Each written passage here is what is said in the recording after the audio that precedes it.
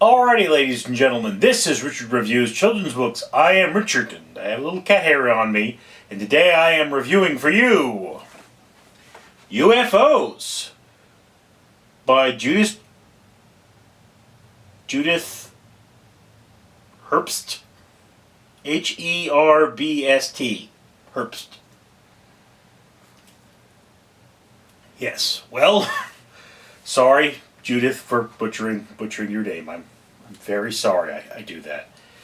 This is a non-fiction book about America's love for UFOs, told with a distinctly skeptical interpretation of how UFOs are viewed by the public there. Yeah, I mean, there's a lot of the debunking, and that's a good thing because this is science, and most UFO encounters are nonsense. So it's one of those things. It does make a point. There are those that cannot be explained, but there is a very large amount of saying, you know, look, this was this and that was that, and so on and so forth. But there is a lot of information in here that I did not have previously.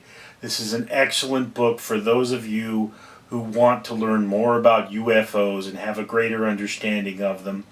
I mean, this goes beyond just being a children's book, which is what it is. It goes to being a book that basically anyone can enjoy if they don't have a profoundly distinct knowledge of UFOs and ufology. Now again, this is a book that is done primarily utilizing pictures. You know, there are pictures from media. It talks about America's love affair with the UFO and all that sort of business.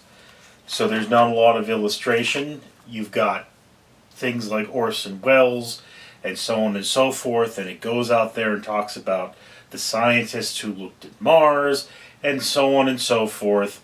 There is a lot about Mars in this particular book. I guess it's the most likely place aliens would come from if we were to see them. So that's perfectly justified. The history is what I enjoyed about this book the most. Again, this is the kind of book that is right down my alley. It is the type of book that I would naturally want to read even if I weren't reviewing books. And the material is put together in such a way that you can digest it very easily. There's a lot to look up on the internet and say, okay, well, I'd like to learn more, so on and so forth. The one thing I don't like about this book is that I got it from the library and I have to return it. I would definitely keep this book if I could. Again, this is a subject I love, so I really enjoyed it. I'm going to grant you that I am not quite as skeptical as the author of this book, but every time they're skeptical, they make good points.